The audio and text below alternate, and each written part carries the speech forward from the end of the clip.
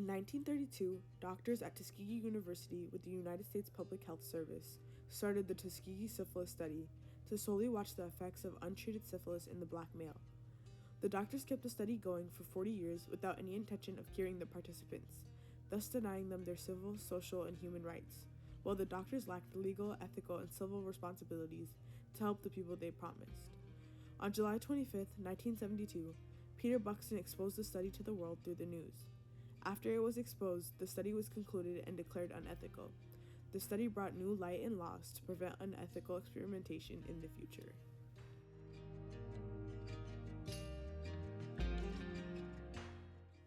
In 1929, flyers from the United States Public Health Service and Tuskegee University were sent out in the southern region of the U.S., including Mississippi, Tennessee, Georgia, Alabama, North Carolina, and Virginia. These flyers contained information that would have worried the people who lived there: poor rural black males, mostly farmers and sharecroppers. The purpose of these flyers was to gather data of people who had bad blood, a term used to black people to make them ignorant of the situation at hand, but they were specifically looking for people who had syphilis. Bad blood was a general term used to define a number of illnesses, so they did not know what they had. Out of all the states, the highest count of syphilis was found in Macon County, Alabama, with a rate of 35% of people with syphilis. Macon County had a black population of 82.4%. Macon County also had a high literacy rate due to the fact that most jobs were farming, meaning they never learned to read nor write. After selecting Macon County as their experimental population, work began right away. Blood was drawn from 600 participants who were curious to know if they had bad blood. Those who willingly gave their blood were promised hot meals and free transportation to and from the hospitals when observation days came along. They were also promised free health care, a cure, and burial insurance.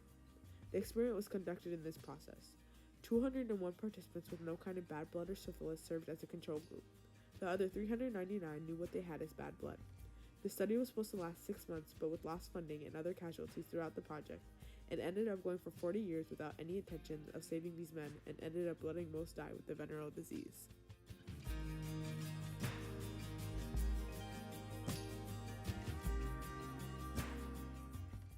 Syphilis is a sexually transmitted disease or a venereal disease. It can be deadly if untreated depending on which stage it reaches before you are cured with the proper medicine. Today that includes prescribed antibiotics.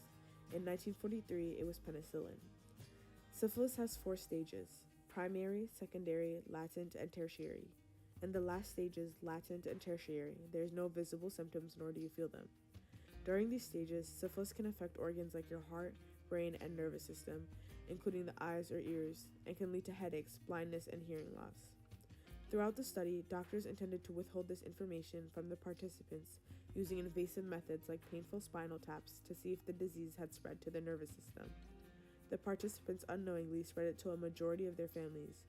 40 wives were infected, and 19 children were born with congenital syphilis, which is passed down. The doctors knew what the participants were afflicted with and knowingly let them go back to their families and spread it.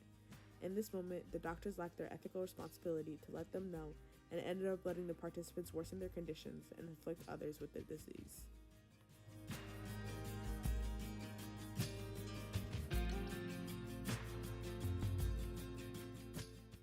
Penicillin was created in 1939 in London.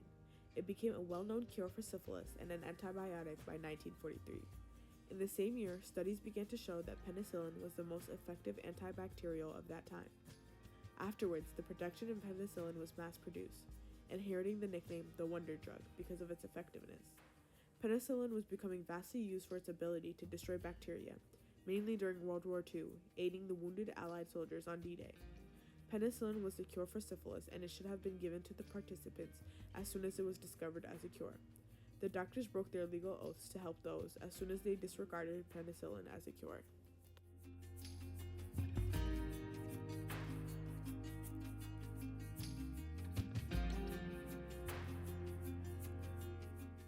On February 6, 1969, a committee of doctors met at the National Communicable Disease Center.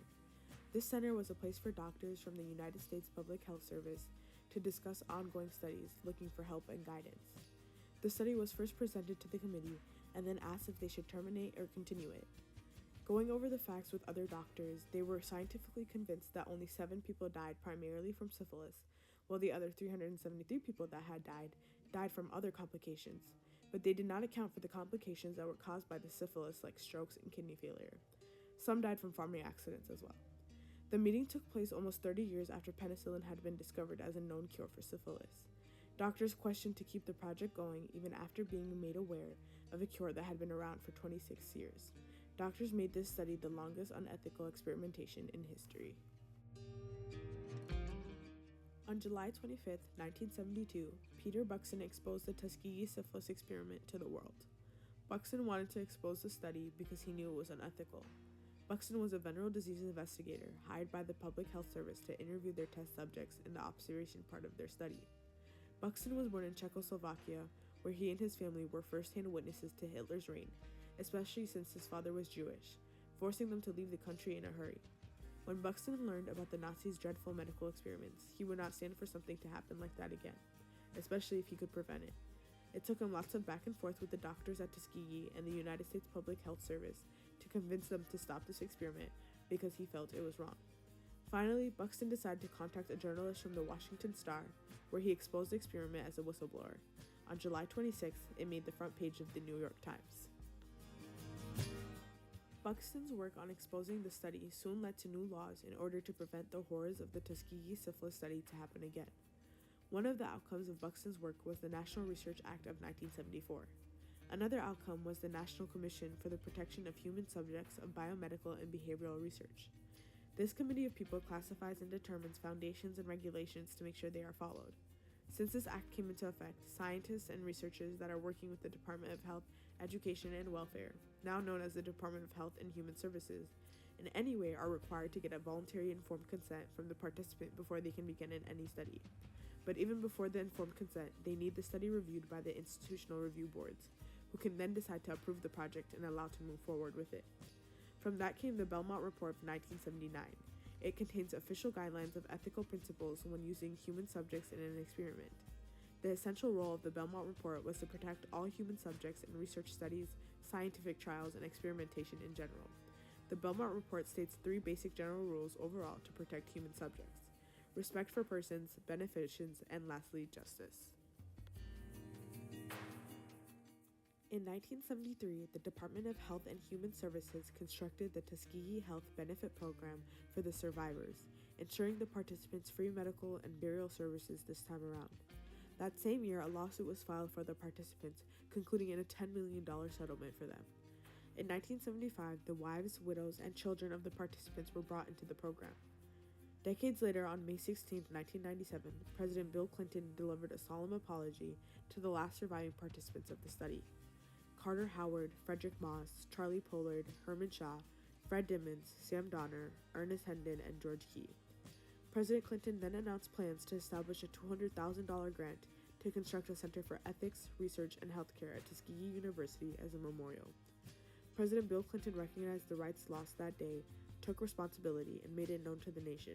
According to his speech, "I am so sorry that your federal government orchestrated a study so clearly racist. That can never be allowed to happen again. So let us resolve to hold forever in our hearts and minds the memory of a time and not long ago in Macon County, Alabama, so that we can always see how adrift we can become when the rights of any citizens are neglected, ignored, and betrayed." The patients in the study had a right to know what was going on. Their social rights were violated, their civil rights were violated, and their human rights were exploited by the doctors. These patients never knew what they were actually struggling with. They weren't respected at all to be given this information that affected their health in a life or death situation. The doctors that took part in the experimentation process lacked reams of responsibility throughout the entire process. They knew that the patients were sick and lacked their civic responsibility to help them get better. As doctors, it is their mission to help those who need their help. When they see someone in need, it is their job to help them. And as they saw these people dying, they could not do the right thing and lacked the ethical responsibility to help those who they know needed it. The Tuskegee syphilis study became a turning point in history and resulted in the protection of human subjects in the future through assurance of new laws, compensation of lawsuits, and memorials to assure something like that could not happen again henceforward.